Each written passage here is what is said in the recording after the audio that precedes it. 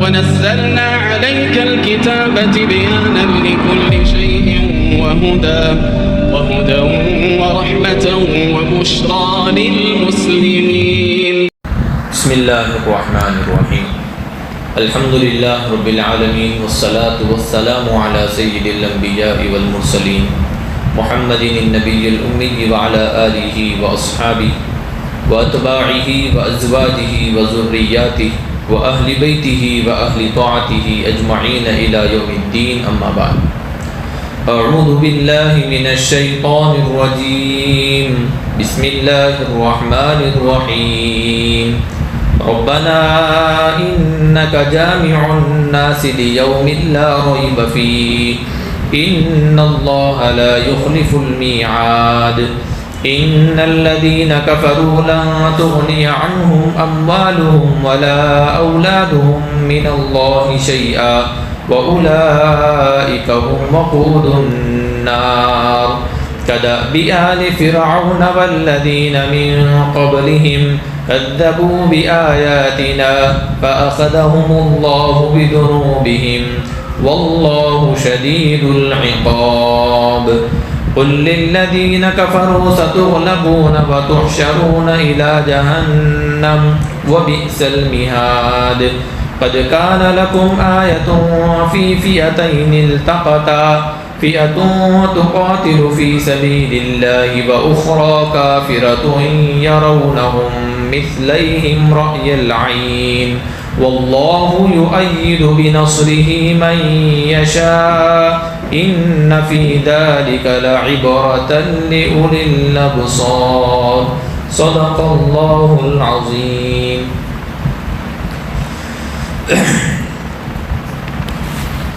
پچھلی آیت میں ایک دعا ذکر فرمائی تھی کہ آیات محکمات اور آیات متشابہات، اس کا تذکرہ گزشتہ کل تفسیر میں آ چکا ہے.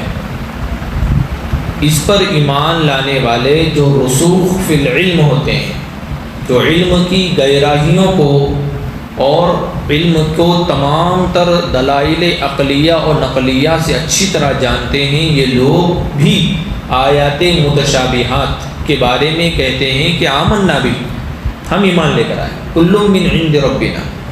اور اس کے بعد وہ لوگ کہتے ہیں، ان کی ایک صفت ذکر فرمائی ربنا، وہ اللہ سے دعا کیا کرتے ہیں، ربنا لا تزغ قلوبنا بعد اذ ہدیتنا، کہ ہمارے پروردگار ہمیں ہمارے دلوں کو آپ گمراہ نہ کریں بعد اس کے کہ آپ ہمیں ہدایت دے چکے ہیں، یعنی ہدایت کے بعد اب ہمیں کبھی آپ گمراہ نہ کریں، ہمارے دلوں کو گمراہی کی طرف نہ پھیرے بعد ہی ہدیتنا، جبکہ آپ ہمیں ہدایت دے چکے ہیں.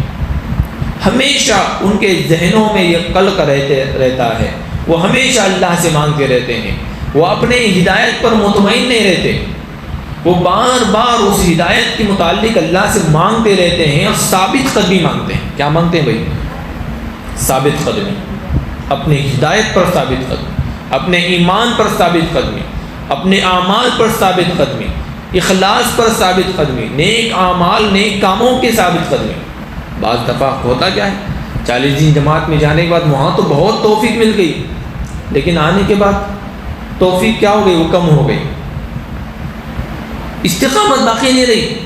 استقامت کی دعا مانگے، اے اللہ جس طرح سے آپ مجھے رمضان المبارک کے مہینے میں آپ نے استقامت کے ساتھ قرآن پڑھنے کی، سننے کی، نمازوں کی، گناہوں سے بچنے کی توفیق دی، وہ استقامت کو اے اللہ سال کے 11 مہینے بھی باقی رکھ. اس طرح کی ہدایت دینے کے بعد پھر بعد میں میرے ذہن کو، میرے دل کو دیگر کاموں کی طرف مت پھیر. تو طے نہیں ہوتا ہے.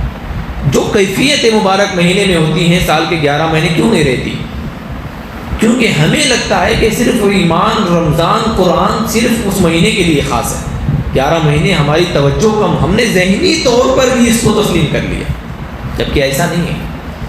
جو نورانیت قرآن کی رمضان المبارک میں ہے، اگر اس پر 100% اس کی تلاوت کی جائے، اس کو سنا جائے، اس پر عمل کیا جائے، وہ نورانیت مرتے دم تک باقی رہے گی.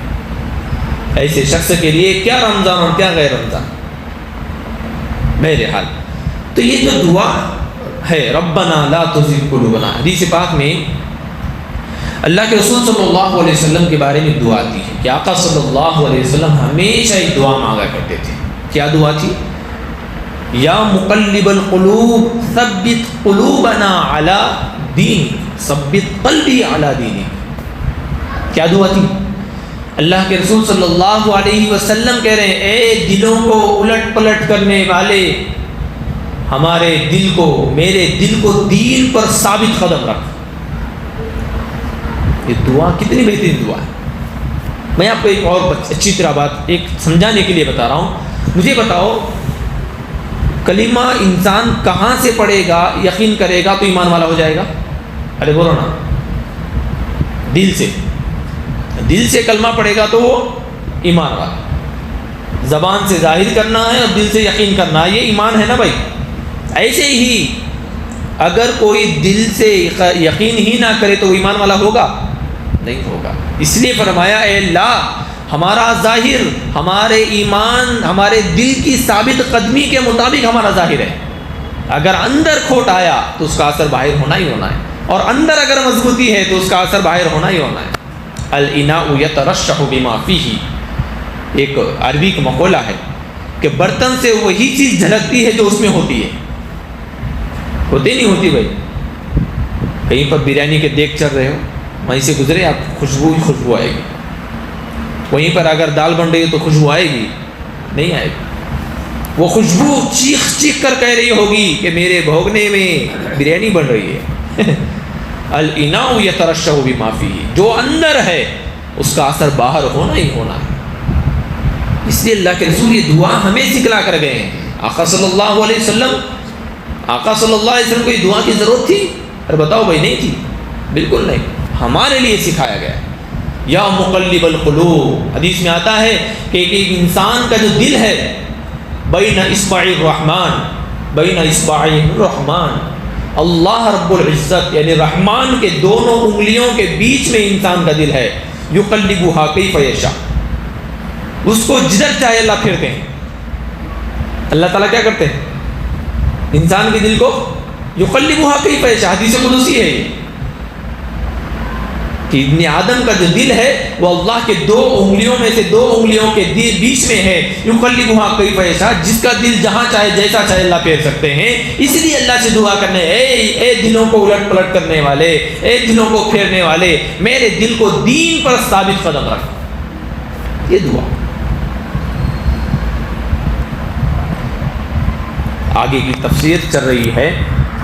ربنا انک جامع الناس لیوم لا ریب فیہ، اے ہمارے پروردگار آپ ہی ہیں یقیناً جو لوگوں کو جمع کرنے والے ہیں ایسے دن میں جس کے بارے میں کوئی شک شبہ نہیں ہے. میدان محشر کا دن، حساب کا دن، بدلے کا دن، وزن کرنے کا دن، بدلے کا دن ہے. مالک یوم الدین،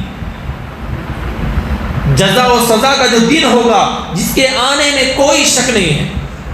سورج کے نکلنے میں شک نہیں، سورج کے ڈھلنے میں شک نہیں، انسان کے پیدا ہونے میں شک نہیں اور مرنے میں شک نہیں ہے نا بھائی. دن اور رات کی طرح بالکل چڑھتے سورج کی طرح بالکل واضح ہے کہ ہمارے مرنے کے بعد ہمارے اس دنیا کے اپنے اپنے ایام اور سالوں کا حساب کتاب ایک ایسے دن کے اندر ہونا ہے جس کو یوم محشر کہا جاتا ہے، جس کو یوم الدین کہا جاتا ہے، جس کو یوم جزا کہا جاتا ہے. تو اے ہمارے پروردگار آپ سب کو جمع کرنے والے ہوں گا، ہر ایک کو جمع کرنے والے، ہر ایک کو وہاں پر اس کے کیے کا بدلہ ملنے والا ہے جس میں کوئی شک نہیں ہے. اور آپ نے جو جو وعدے کیے ہیں ایمان والوں کے لیے اور جو جو وعدے آپ نے غیر ایمان والوں کے لیے، کافروں کے لیے کیے ہیں، آپ اپنے وعدہ خلافی ذرہ برابر بھی نہیں کریں. جو جو وعدے ایمان والوں کے لیے کیے ہیں، جنت کے وعدے ہے نا کیے نہیں کیے. دودھ کی نہر، شہد کی نہر، کیسے کیسے محل، کیسے کیسے باغات، کیسی کیسی نہریں بہہ رہی ہیں، کیسے کیسے پھل ملیں گے، کیسا بازار لگے گا، اور ساری جو نعمت جنت کی اللہ نے وعدے فرمائے نہیں فرمائے ایمان والوں کے لیے، اللہ تعالیٰ تمام وعدوں کو پورا کرے گا. ایک بھی وعدے کی خلاف ورزی نہیں کرے گا۔ اور اللہ تبارک و تعالیٰ نے جو وعدے فرمائے کافروں کے لیے ان کے سزا کے طور پر، پل صراط کے طور پر، ان کے جو جہنم کی وادیوں میں ان کو ڈھکیلنے کے جو سزائیں ہیں، جو اللہ نے فرمایا، اللہ تعالیٰ اس کو بھی برابر کر کرے۔ ان اللہ لا یخلف المیعاد، اللہ تعالیٰ وعدہ خلافی کے بھی نہیں کرتے وعدہ خلافی۔ آگے فرمایا ان الذین کفروا لا تغنی عنہم اموالہم ولا اولادہم من اللہ شیئا واولئک هم وقود النار کدأب آل فرعون والذین من قبلہم کذبوا بآیاتنا فأخذهم اللہ بذنوبہم واللہ شدید العقاب۔ بے شک جو لوگ کافر ہیں تو اللہ کے مقابلے میں نہ ہی ان کا مال ان کا ساتھ دے گا، نہ ہی ان کی اولاد ان کے کچھ کام آئے گی۔ یہی لوگ جہنم کا ایندھن ہے، آگ کا ایندھن ہے۔ آل فرعون کی طرح ان کا حال ہوگا، اور ان لوگوں کی طرح جو ان سے پہلے گزرے ہیں جنہوں نے ہماری نشانیوں کا جھٹلایا تھا، ہماری آیتوں کو جھٹلایا تھا، تو اللہ تعالیٰ نے ان کے گناہوں کی سبب ان کی سخت پکڑ کی، اور اللہ تعالیٰ سخت سزا دینے والے ہیں، سخت سزا دینے والے۔ انسان ہے دنیا کے اندر خوب مال کمایا، اس کی بھی اولاد بھی ہے، اور اس کو فخر ان دو چیزوں پر ہے، میرا کوئی بال بھی کا نہیں کر سکتا، میں ہر مصیبت سے لڑ سکتا ہوں، میں ہر طرح کی جنگ لڑ سکتا ہوں، ہر شے کا مقابلہ کر سکتا ہوں، میرے کو کوئی کچھ نہیں کر سکتا۔ کیوں؟ کیونکہ میرے پاس دو چیزیں ہیں۔ کون سی چیزیں ہیں؟ دو۔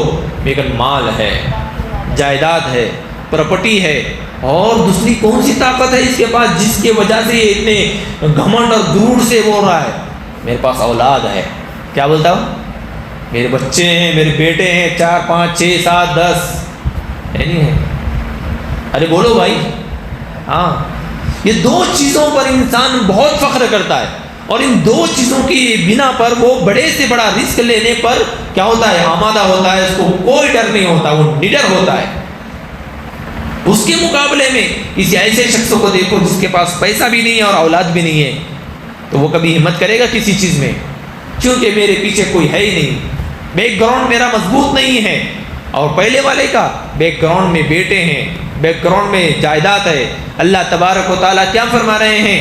جو لوگ کفر کرتے ہیں، اللہ کا انکار کرتے ہیں، اللہ کی آیتوں کو جھٹلاتے ہیں، یعنی کافر ہیں، ایسے لوگ اپنے مال اور اولاد پر فخر کر رہے ہیں، تو یاد رکھے اللہ کے مقابلے میں نہ ہی ان کا مال ان کے کچھ کام آئے گا، اور نہ ہی ان کی اولاد کچھ کام آئے گی، کچھ بھی کام نہیں آئے گا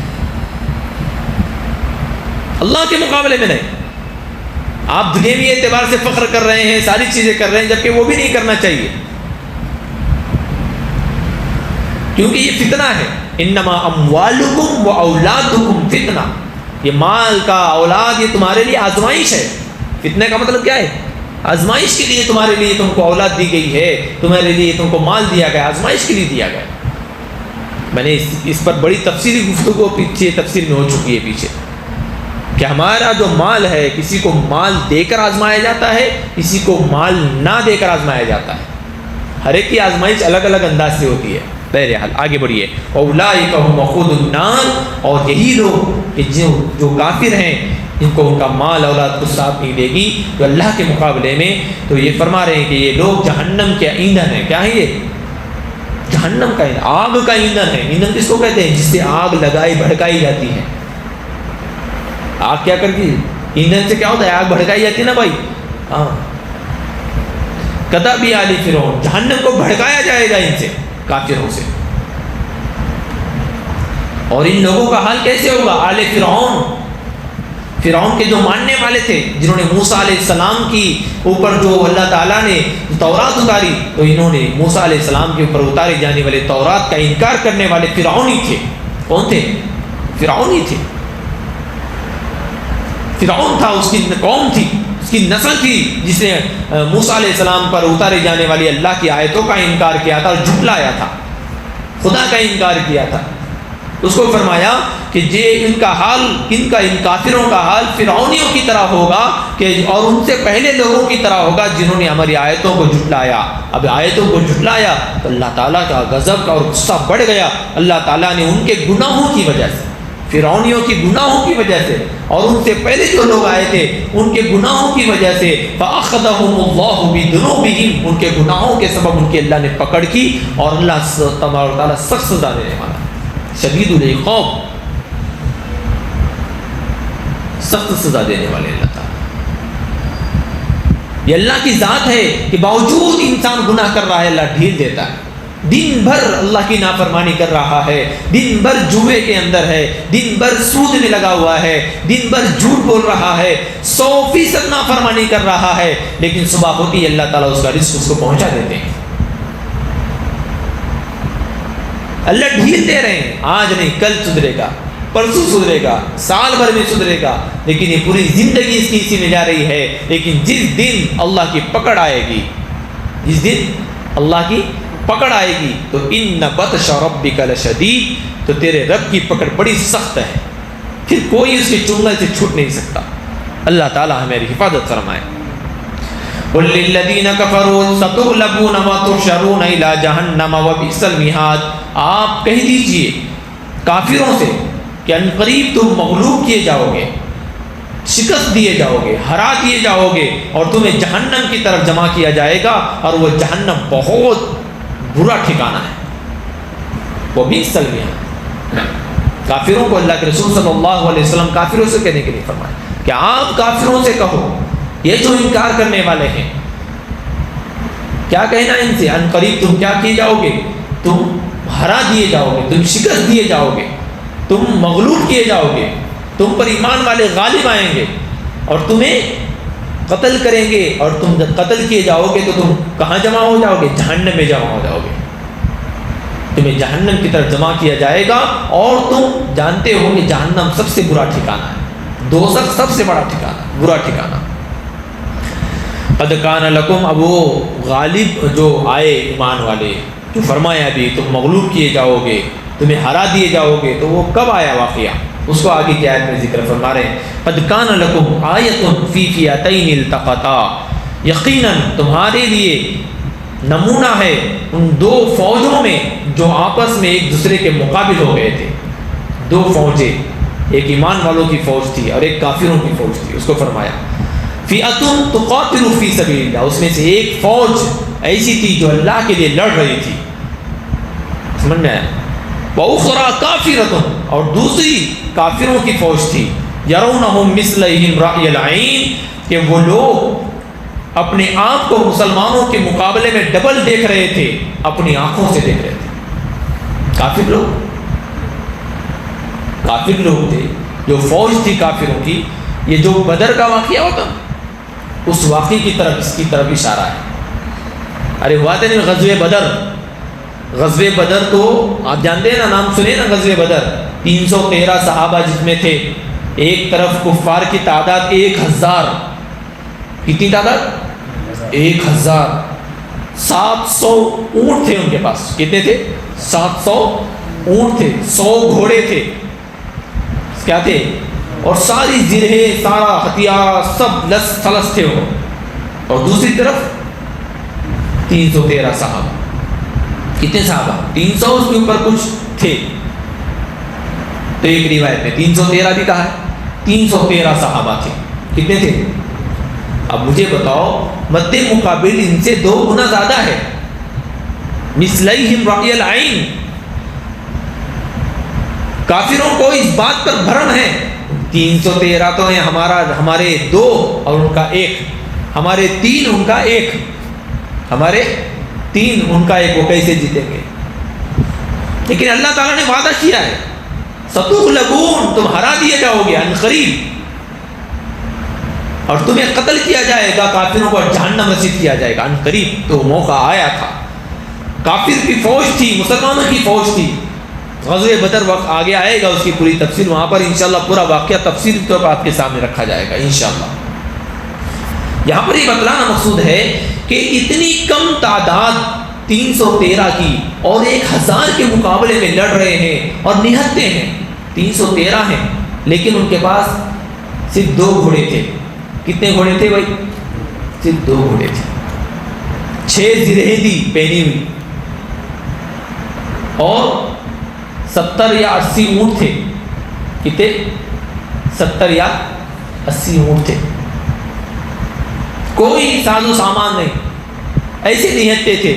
اور وہ لوگ کافروں کی جو فوج تھی وَأُخْرَىٰ کَافِرَةٌ، یہ لوگ نشے میں تھے، گھمنڈ میں تھے، غرور میں تھے کہ ہماری زیادہ تعداد ہے، بہت زیادہ تعداد ہے. اور دوسری طرف ایمان والے، اللہ پر ان کا ایمان بڑھتا جا رہا تھا، ان کے ایمان میں اضافہ ہو رہا تھا، ان کو اپنی آنکھوں میں وہ بشارتیں نظر آ رہی تھی. ایک طرف فتح کا جشن ہو سکتا ہے، دوسری طرف شہادت کا جشن ہو سکتا ہے.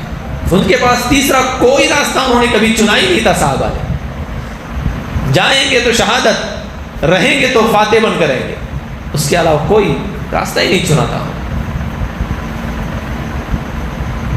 اللہ تعالیٰ نے ان کی صحابہ کرام رضی اللہ عنہ اجمعین کا دلوں کا امتحان لیا تھا. اولئک الذین امتحن اللہ قلوبہم للتقوی. یہ جب بن جاتا ہے نا عزیز دوستو، دل، ساری چیزیں درست ہو جاتی ہیں. اصل میں ہمارا ظاہر جتنا مومن ہے، ہمارا ظاہر جتنا متقی ہے، ہمارا ظاہر جتنا نمازی ہے، ہمارا ظاہر جتنا متبع سنت نظر آ رہا ہے، باطن اتنا مضبوط نہیں ہے ہمارا. اسی لیے ہم مار کھا رہے ہیں. بظاہر تعداد بہت بڑی ہے ہماری، لیکن جب چھانٹا جائے گا تو گنتی کے آ جائیں گے ہم، اور وہ وہاں پر ہوگا. اس لیے فرمایا کہ اپنے دلوں کو مضبوط کریں، ایمان سے دلوں کو مضبوط کریں. کیا فرمایا کہ آپ کافروں سے کہہ دو کہ تم ان قریب مغلوب کیے جاؤ گے، ہرا دیے جاؤ گے، شکست دیے جاؤ گے، اور تمہیں جہنم کی طرف جمع کیا جائے گا، اور وہ بہت برا ٹھکانہ ہے. یقیناً تمہارے لیے ان دو فوجوں میں بڑی نشانی ہے، معجزہ ہے، نمونہ ہے. جب وہ فوجیں کون تھی؟ التقطا، جو کہ آپس میں باہم مقابلے پر آئی تھی. فئتن، ایک وہ فوج تھی، تقاتل فی سبیل اللہ، جو اللہ کے راستے میں کیا کر رہے تھے؟ لڑ رہے تھے، اللہ کے لیے لڑ رہے تھے. وَأُخْرَىٰ کَافِرَةٌ، اور دوسری کافروں کی کیا تھی؟ فوج تھی. یرونہم، جو وہ اپنے جو وہ دیکھ رہے تھے مسلمانوں کے مقابلے میں اپنے آپ کو ڈبل رأی العین، اور جو گمان نہیں کر رہے تھے، وہ اپنی آنکھوں سے دیکھ رہے تھے کہ اتنی بڑی تعداد ہماری اور مسلمانوں کی تھوڑی سی تھی. لیکن اللہ کیا فرما رہے ہیں؟ واللہ یؤید بنصرہ من یشاء، اللہ تبارک و تعالیٰ جسے کے ساتھ چاہتے ہیں اپنی مدد کیا کرتے ہیں؟ مدد کی طاقت اور زور دے دیتے ہیں. جسے چاہتے ہیں اللہ تائید کرے. اللہ کی طاقت، اللہ کی نصرت اور مدد کس کے ساتھ تھی؟ ایمان والوں کے ساتھ تھی. اسی لیے یہ 313,000 پر بھاری پڑ گئے تھے، 1000 پر بھاری پڑ گئے تھے. غزوہ بدر یہ ایمان والوں کے ایمان میں دگنا تگنا اضافہ کرنے والا غزوہ تھا. یہ ایسی جنگ تھی کہ جس میں ایمان والوں کے ایمان بڑے مضبوط ہو گئے تھے. نہتے ہونے کے باوجود، بے اوزار ہونے کے باوجود اور پیادہ ہونے کے باوجود، ایسے 700 اونٹ جس کے پاس ہیں، ہزاروں کی ہزار کی فوج جن کے پاس ہے، جن کے پاس 100 گھوڑے تھے، سارے ساز و سامان ہتھیار تھے، ایسوں کو شکست دینا یہ خدا بندے قدوس کی مدد کے بغیر ناممکن تھا. اور ان کے ایمان ایسے مضبوط تھے، ان کو یقین تھا کہ اللہ کی مدد تو ایمان والوں کے ساتھ آئے گی، ایمان والوں کے ساتھ. تم ہی سر بلند رہو گے بشرطے کہ تم صحیح معنی میں ایمان والے ہو، تم ہی کامیاب ہوگے. کامیابی تو ایمان والوں کے قدم چومے گی، لیکن بشرطے کہ وہ ایمان والا صحیح میں ایمان والا ہو، جس کا ظاہر اور باطن دونوں مضبوط ہو، ایمان والا ہو، وہ کامیاب ہیں. وہ ایمان والے مضبوط ہیں، اور کامیابی ان کے قدم چومے گی اور دنیا ان کے قدم میں آ کر گرے گی. فاتح وہ ہمیشہ رہیں گے، غالب وہ ہمیشہ رہیں گے، ہمیشہ وہ رہیں گے. واللہ یؤید بنصرہ من یشاء، اور اللہ تبارک و تعالیٰ اپنی مدد کے ذریعے سے جس کی چاہے کیا کرتے ہیں؟ تائید کرتے ہیں اور زور دیتے ہیں، طاقت دیتے ہیں، مدد کرتے ہیں. ان فی ذلک لعبرۃ لأولی الابصار، بے شک اس واقعے کے اندر دیکھنے والوں کے لیے بڑی عبرت ہے، بڑی عبرت ہے. ہمارے پاس ایک کے مقابلے میں 2 بھی آ جائے تو ہم ڈر کے بیٹھ جاتے ہیں، بغیر اوزار کے ڈر کے بیٹھ جاتے ہیں. جبکہ وہاں اوزار تھے، ہتھیار تھے، سب تھے، تو وہ کون سی چیز تھی جو انہیں وہاں پر لڑنے پر مجبور کرتی رہی اور ان کو سامنے مقابلے کے لیے برابر ان کے آنکھوں میں آنکھیں ڈال کر لڑ رہے تھے؟ وہ ایمانی طاقت تھی، وہ ایمانی قوت تھی، وہ اللہ کی مدد کا یقین تھا، اور وہ ایمان پر ثابت قدمی تھی۔ ان کے دل ایمان سے لبریز تھے، مضبوط تھے، وہ دنیا کے لیے نہیں لڑ رہے تھے، وہ اللہ کی رضا کے لیے لڑ رہے تھے، اپنی جانوں کا نذرانہ یوں ہی پیش نہیں کر رہے تھے۔ اور آج تک دنیا کی مثال قائم ہے، دنیا کی مثال قائم ہے۔ افغانستان کا علاقہ دیکھ لیجیے، کئی سال سے جنگ لڑ رہی ہے۔ ہم کو تو داڑھی مونچھی بھی نہیں آئی تھی، تب سے ہم افغانستان اور امریکہ کی جنگ دیکھتے آ رہے ہیں، لیکن حال ہی میں کچھ سالوں پہلے ہی وہ فاتح ہو کر لوٹے، پوری دنیا کو بتلا دیا کہ یہی سنتوں سے لبریز مسلمان، یہی غاروں کے اندر رہنے والے مسلمانوں نے پاورفل امریکہ کو شکست دے دی۔ صحابہ کرام کی جو نسلیں ہیں، ایمانی طور پر جو نسلیں ہیں، جو ایمانی طور پر ان کی اولادیں ہیں، جن کا ایمان مضبوط ہے، وہ صحابہ کی ایمانی اولادیں ہیں، وہ ہمیشہ اس طرح کے کارنامے کرتے بتلائیں گے، ہمیشہ۔ فلسطین کو دیکھ لیجیے، اتنا زیادہ ظلم ہے، پھر بھی وہ برابر لڑ رہے ہیں، لیکن پیچھے نہیں ہٹے۔ تعدادوں سے کیا ہوتی ہے؟ جنگ نہیں لڑی جاتی، جنگ لڑی جاتی ہے ایمانی قوتوں سے، ایمانی قوتوں سے۔ ان فی ذلک، اس لیے فرمایا ان فی ذلک، کہ اس واقعے میں، غزوہ بدر کے واقعے میں، لعبرۃ لاولی الابصار، جو آنکھ والے لوگ ہیں، جو دیکھنے والے لوگ ہیں، جو بصیرت اور بصارت والے لوگ ہیں، ان کے لیے عبرت ہے اس واقعے میں، اور واقعتاً بھی اس واقعے میں عبرت ہے۔ انشاءاللہ جب یہ واقعہ تفصیلی طور پر ہمارے سامنے آئے گا، انشاءاللہ جب آپ دیکھیں گے کہ کس طرح سے انہوں نے جنگ لڑی تھی، کیا واقعات تھے، رات کا کیا منظر تھا، کیا آقا صلی اللہ علیہ وسلم دعائیں کرتے تھے، کس طرح سے صحابہ کرام کے مستقل ایمان کو مضبوط بنانے کے اعمال چلتے تھے۔ اللہ تبارک و تعالیٰ کی سنی باتوں پر عمل کی توفیق عطا فرمائے۔ وآخر دعوانا الحمدللہ رب العالمین۔ بسم اللہ الرحمن الرحیم، اللہم صلی علی محمد وعلی آل محمد کما صلیت علی ابراہیم وعلی آل ابراہیم حمید مجید۔ ربنا ظلمنا انفسنا وان لم تغفر لنا وترحمنا لنكونن من الخاسرین۔ اللهم انك عفو کریم تحب العفو فاعف عنا یا کریم۔ اللهم انا نسألك الهدى والتقى والعفاف والغنى۔ ربنا لا تزغ قلوبنا بعد إذ هديتنا وهب لنا من لدنك رحمة إنك أنت الوهاب۔ وصلى الله تعالى على خير خلقه محمد وعلى آله وأصحابه أجمعين، آمين برحمتك يا أرحم الراحمين۔